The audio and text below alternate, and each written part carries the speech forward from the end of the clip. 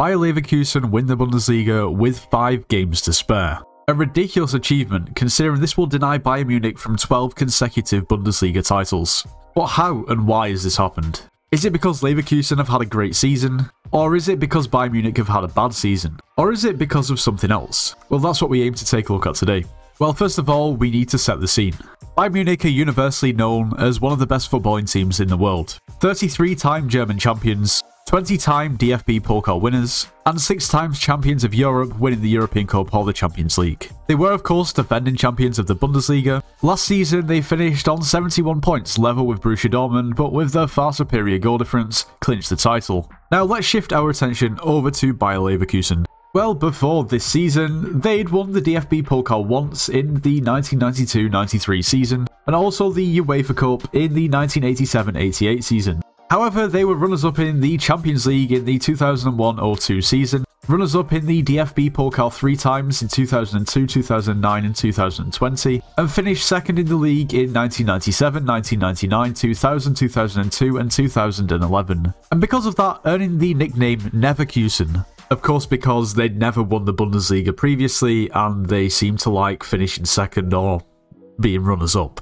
Of course, with them winning the league this season, can't really call them that anymore. What's interesting is last season, Bayer Leverkusen finished in 6th position, amassing 50 points, a whole 21 points behind the leaders. With 5 games to go, Leverkusen sit on 79 points. Ironically, if they didn't actually win another game or even draw another game and stayed on 79 points, that would still be enough points to actually win every league title since 2020. Assuming they go ahead and win the next 5 games, they'd be on 94 points, which would be the highest amount of points ever amassed in a single Bundesliga season.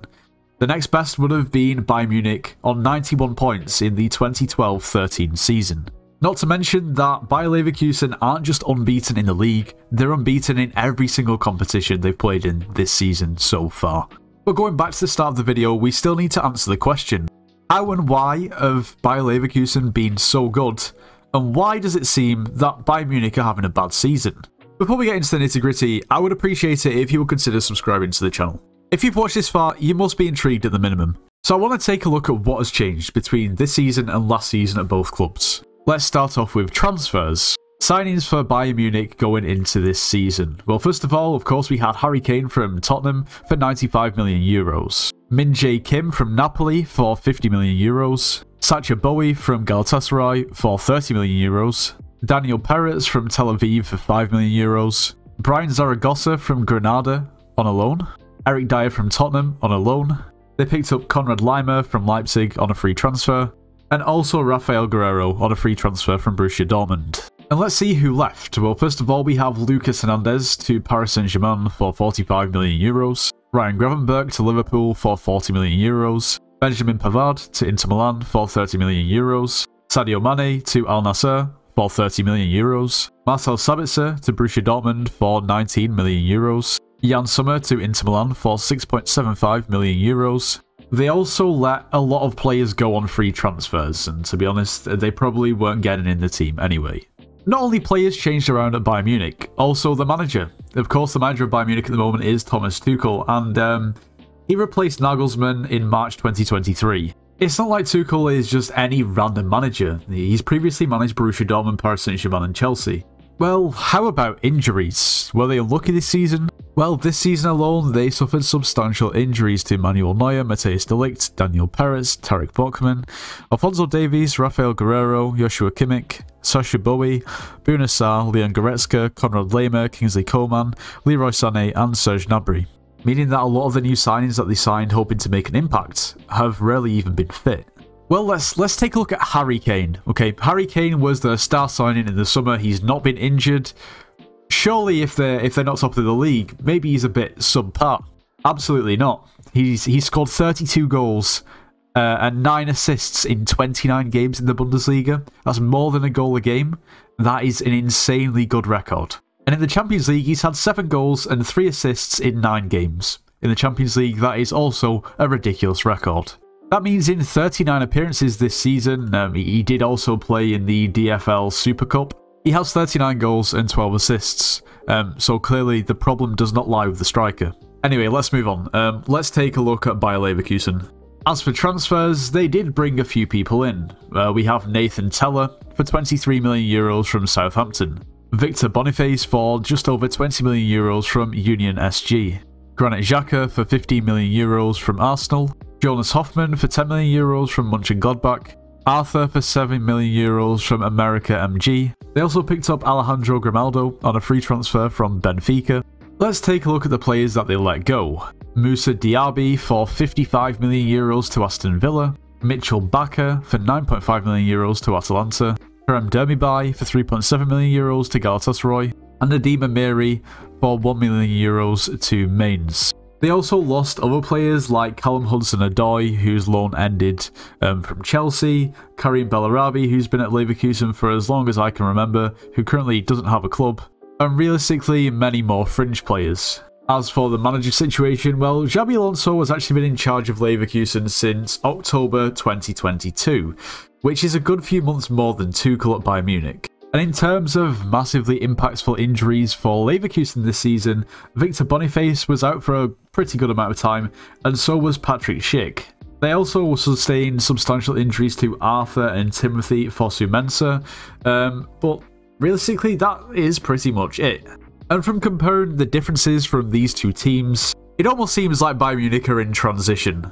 And it feels like Bayer Leverkusen were probably in transition for the last couple of seasons, and this is kind of the breakthrough. Bayern Munich signings were really not effective at all, because a lot of them were injured for large majorities of the season. Leverkusen's signings and young talent has also stepped up massively. Bayern Munich have an immense source of goals in Harry Kane, scoring 32 goals in 29 games.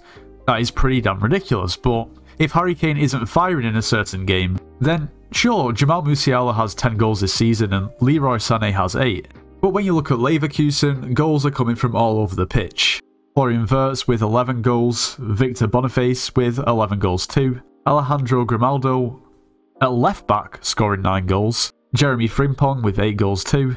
Something we really do have to look at is the two teams' goal difference, the goals scored and goals against.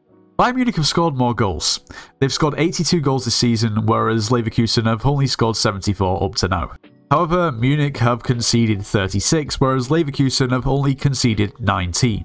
It's okay talking about scoring goals if you're letting goals in left and right at the back. It would be scary, it would be really scary to think what could have happened this season if you put Harry Kane in that Leverkusen team. But that's been unfair. It really is. Leverkusen have been immense at the back. And maybe Bayern Munich haven't really even been that bad at the back either. Looking back through the past few seasons, going back 3-4 seasons, Bayern Munich consistently concede around the amount of goals that they've conceded now at the end of the season.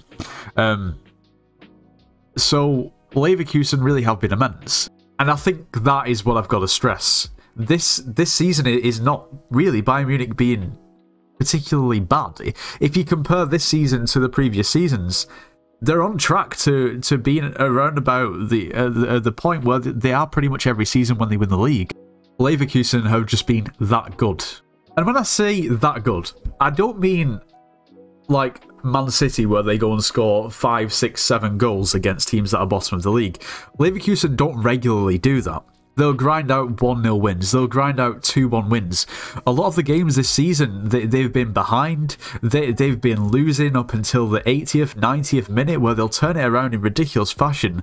And you can say it's luck, but it really isn't if they can do it consistently, which they have done. And they often say that the great teams who win leagues don't play really well in every single game.